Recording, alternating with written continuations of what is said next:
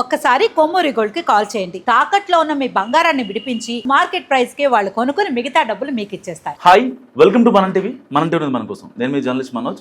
గత 3 రోజులుగా కేంద్ర మంత్రి బండి సంజయ్ కుమారుడు బండి భగీరథ్ పై ఒక పోక్సో కేసు పెట్టారు. దాని గురించి సోషల్ మీడియాలో పెద్ద ఎత్తున ప్రచారం జరుగుతుంది.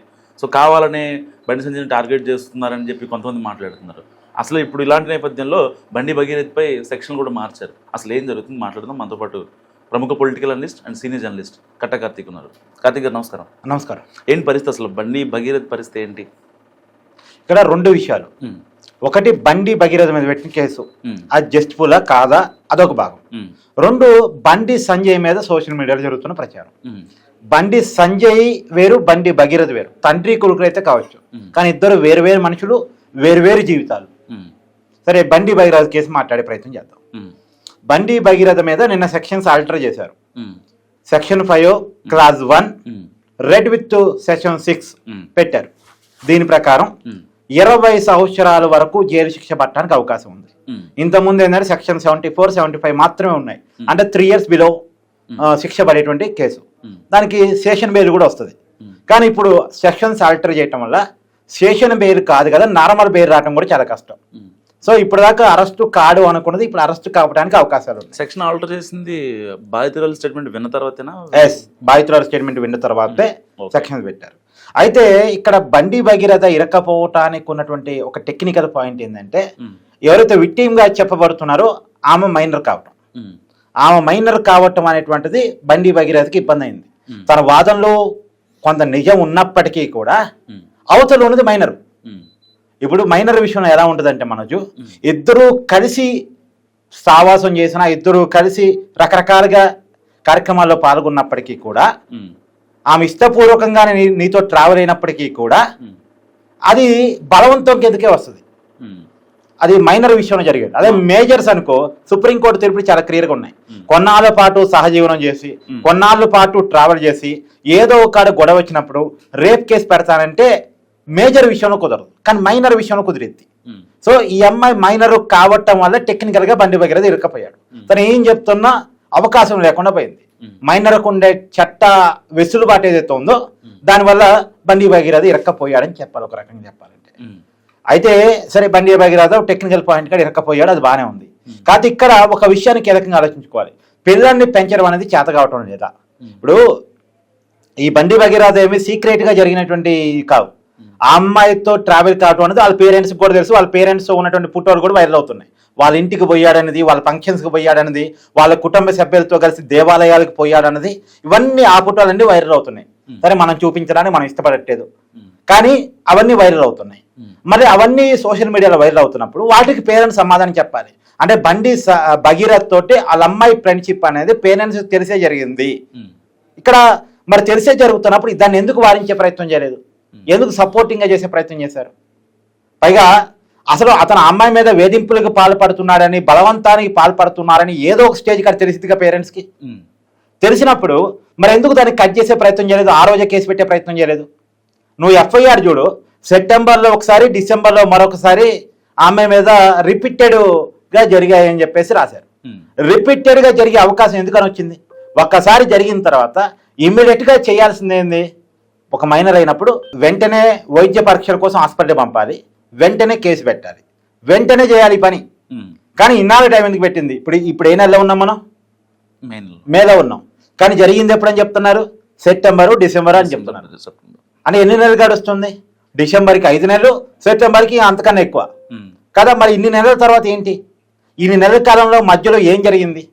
పైగా పేరెంట్సే చాలా క్లియర్గా ఆ ఎఫ్ఐఆర్లో చెప్తున్నట్టున్నారు.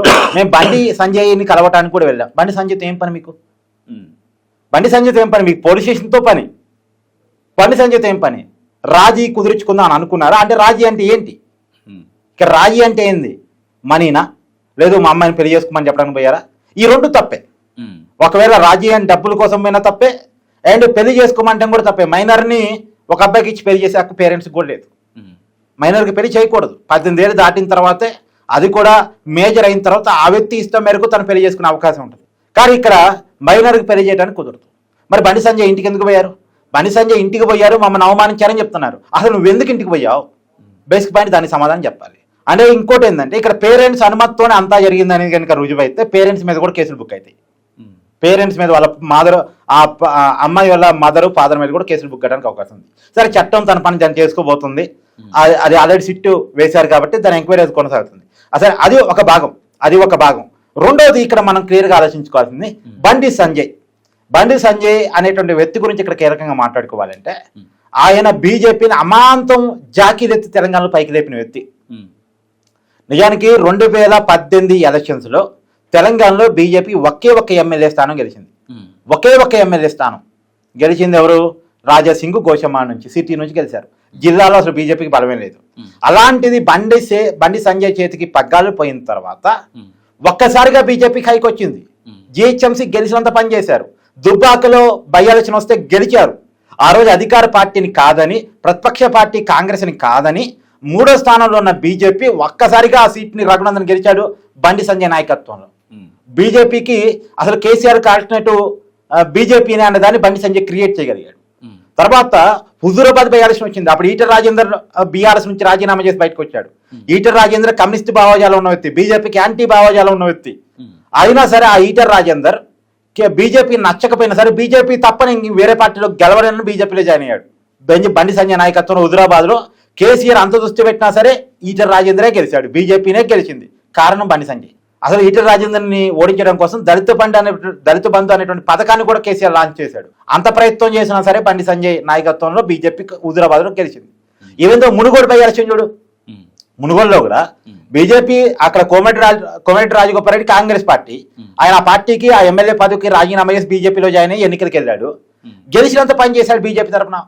ఓడిపోయాడు టెక్నికల్గా. ఎలా ఓడిపోయాడు? బీఆర్ఎస్ పార్టీ మొత్తం ఉన్నటువంటి మొత్తం 119 మంది బీఆర్ఎస్కి ఉన్నటువంటి మొత్తం 100 మంది ఎమ్మెల్యేలు ఆ నియోజకవర్గంలో తెస్తవేసి ఎమ్మెల్యేలు వార్డు మెంబర్ లాగా ట్రై చేసి గెలిపించుకుంటే బీఆర్ఎస్ గెలిచింది. కానీ అక్కడ బీజేపీ గెలిచిన పని చేసింది మునుగోడు. సో బండి సంజయ్ బీజేపీని గెలిపిస్తున్నాడని నమ్మి బీజేపీలో ఉన్న కొంతమంది కోవట్లు బీఆర్ఎస్ ఆ రోజు ఢిల్లీలో చక్రం తిప్పగలిగి బండి సంజయ్ని పార్టీ ప్రెసిడెంట్ పదవి నుంచి పక్క తప్పించారు. ఎప్పుడైతే ఆ పక్క తప్పించారో బీజేపీ డౌన్ ఫాల్ స్టార్ట్ అయింది.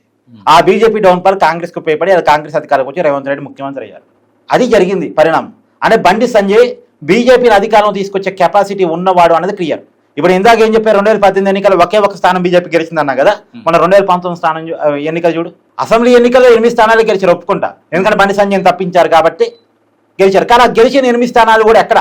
ఒకటి గోషామహల్ తీసాయి, మిగతా 7 స్థానాలు నిజామాబాద్ జిల్లాలో, ఆదిలాబాద్ జిల్లాలో, కరీంనగర్ జిల్లాలో గెలిచారు.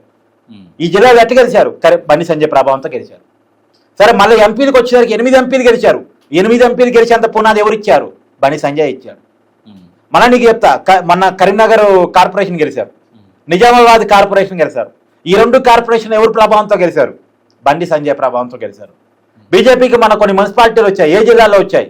వచ్చింది ఆదిలాబాదు, నిజామాబాదు, కరీంనగర్. ఎవరి ప్రభావం అది? బండి సంజయ్ ప్రభావం. హైదరాబాద్లో తప్ప బయట జిల్లాలో బీజేపీ లేదు అనుకున్న పరిస్థితి నుంచి అసలు హైదరాబాద్లో బీజేపీ ఉందో లేదో తెలియదు, కానీ ఆ 3-4 జిల్లాలో మాత్రం బీజేపీ ఉంది అనేటువంటి పరిస్థితుల్లోకి బీజేపీని తీసుకుపోయినటువంటి వ్యక్తి బండి సంజయ్. ఎమ్మెల్సీ ఎన్నికలు జరిగితే అక్కడ వరుసగా బీజేపీ గెలిచిన పరిస్థితి. మన గ్రాడ్యుయేట్ ఎమ్మెల్సీ బీజేపీ గెలిచింది కరీంనగర్ జిల్లా, మెదక్ జిల్లా, రంగారెడ్డి జిల్లాలో. అండ్ టీచర్స్ ఎమ్మెల్సీ కరీంనగర్ జిల్లాలో బీజేపీని గెలిచింది. సో అంత ప్రభావవంతంగా బీజేపీని మార్చాడు. మళ్ళా బండి సంజయ్ చేతికి నాయకత్వం పోబోతుంది. 2028 ఎన్నికల కంటే ముందే బండి సంజయ్కి బాధ్యతలు అప్పచెప్పబోతున్నారు. గతంలో చేసిన తప్పును బీజేపీ అధిష్టానం తెలుసుకుంది. బండి సంజయ్ చేతికి నాయకత్వం పోతే మళ్ళా బీఆర్ఎస్ మళ్ళా తిరిగి అధికారంలోకి రాదు, కాంగ్రెస్ ఉండదు, మళ్ళీ బీజేపీ పికప్ అయ్యే అవకాశం ఉంటుంది.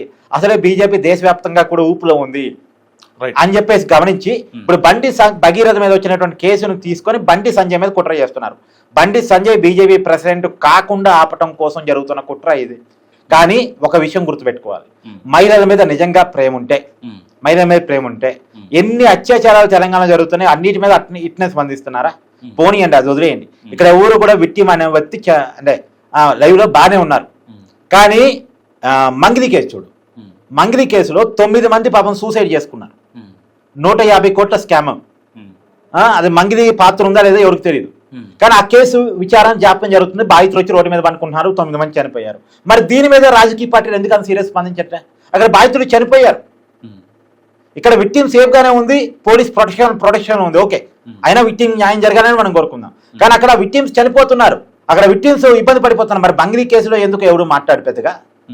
అది కదా మాట్లాడాల్సింది. అక్కడ జనం చచ్చిపోతున్నారు కదా, బాధలు పడుతున్నారు కదా. హైదరాబాద్ వచ్చి పాపం మాకు న్యాయం జరగాలని రోడ్ల మీద పండుకుంటున్నారు.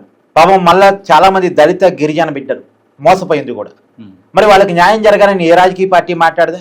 అదే బండి సంజయ్ ఒక విఐపి కాబట్టి, రాజకీయంగా బీజేపీని పికప్ చేయగలిగిన కెపాసిటీ ఉన్న లీడర్ కాబట్టి, ఎస్టాబ్లిష్డ్ లీడర్ కాబట్టి. నేను చెప్తున్నా విను బనోజు, అతను కార్పొరేటర్ ఎవరి నుంచి ఎదిగాడు. కార్పొరేటర్ నుంచి కేంద్ర మంత్రి కావటం అంటే ఈ రోజుల్లో సాధ్యమయ్యే పనే? డబ్బులు ఖర్చు పెట్టగలిగిన వాడికి రాజకీయం అనుకునే పరిస్థితుల్లో, తండ్రి నుంచి వారసత్వం వచ్చిన వాడిదే రాజకీయం అనుకునే పరిస్థితుల్లో, పారిశ్రామికవేత్తలు రియల్ ఎస్టేట్ వ్యాపారాలు మాత్రమే రాజకీయాలు చేయగలరు అనుకునే పరిస్థితుల్లో, ఒక సామాన్యుడు ఒకే సిద్ధాంతాన్ని నమ్ముకుని ఒకే పార్టీలో ఉండి కింద స్థాయి నుంచి ఆర్ఎస్ఎస్ ఏబీపీ కార్యకర్త నుంచి కార్పొరేటర్ స్థాయి నుంచి కేంద్ర మంత్రి వరకు ఎదిగినటువంటి వ్యక్తిని ఎలా కుట్ర చేయాలి తెలుసుకున్నారంటే, అంటే సామాన్యుడు రాజకీయాలు ఎదగొద్దని పెద్ద పెద్ద వాళ్ళు కోరుకుంటున్నారా? ఒక బీసీ బిడ్డ రాజకీయాలు ఎదిగితే ఒప్పుకోని పరిస్థితుల్లో ఉన్నారు అగ్రవర్ణాలు. ఏంది ఈ ప్రచారం అంతా? ఒకవేళ బండి భగీరథ విషయంలో అంత పర్సనల్ ఇంట్రెస్ట్ తీసుకొని ప్రచారం చేస్తున్నారు ఏంటి? అదే దీన్ని బట్టి అనుమానం వస్తుంది. అది బండి భగీరథ నిజంగానే తప్పు చేశాడా లేదా ట్రాప్కి గురయ్యాడా? ఇక్కడ అనుమానం వస్తుంది. ట్రాప్కి గురయ్యాడు అనే పాయింట్ ఎక్కడ చెప్పలేకపోతున్నాం అంటే, అవతల వ్యక్తి మైనర్ కాబట్టి చెప్పలేకపోతున్నాం. అవును, కాబట్టి మైనర్ కాబట్టి కావాలనే వాళ్ళు వేశారేమో, కావాలనే ఉచ్చులోకి లాగారేమో. ఇప్పుడు అతను చెప్తున్నాడు కానీ ట్రాప్ అని. సరే, అతని వర్షన్ ప్రకారం ఒకసారి ఆలోచిస్తే ఇప్పుడు ఎట్లా తప్పించుకోలేడు, యువతలు ఉంది విక్టిమ్ మైనర్ కాబట్టి అని చెప్పేసి ఎవడన్నా దుర్మార్గుడు ఆలోచించిందేమో. బట్ ఇవన్నీ మనం అనటానికి లేదు ఇప్పటికైతే, ఎందుకంటే అవతల ఉంది మైనర్ కాబట్టి. నేనేమంటున్నానంటే, ఖచ్చితంగా ఆ అమ్మాయికి న్యాయం జరగాల్సిందే. నిజమైతే తప్పు చేస్తే బండి సంజయ్ చాలా క్లియర్ చేస్తే, నా కొడుకు తప్పు చేస్తున్నా శిక్ష పడాల్సిందే. అంత కమిటెడ్గా ఉన్నాడు. కేంద్ర హోంశాఖ మంత్రిగా ఉండి కేసుని ఏదో చేసుకునే కాడికైతే ఇవాళ సెక్షన్ 6 ఎందుకు మారిద్ది? మారదు కదా. సెక్షన్ ఆల్టర్ చేసి కఠినమైన సెక్షన్స్ పెట్టారు అంటే కేసు ప్రభావితం కావట్లేదని అర్థం చేసుకోవాలిగా. మేబీ ఇవాళ రేపు బండి సంజయ్ కొడుకు అరెస్ట్ కావడానికి కూడా అవకాశం ఉంది. సో బెయిల్ కూడా వచ్చే అవకాశం ఉన్న కేసు కూడా కాదు. ఆ రకంగా సెక్షన్స్ పెట్టారు, సెక్షన్స్ మార్చి మరీ పెట్టారు. సో కేసు దారిని పోద్ది. చూద్దాం, కేసులో ఉండే వచ్చి వాస్తవాన్ని బట్టి మాట్లాడుకుందాం. కానీ దీన్ని రాజకీయాలుగా ముడిపెట్టడం మాత్రం బాధాకరం. రైట్. సో ఇది కార్తికేయ అనాలిసిస్. మీరేమనుకుంటున్నారు మరి బండి భగీరథ గురించి? మస్ట్గా కామెంట్ చేయండి. చూస్తూనే ఉండండి మనం టీవీ.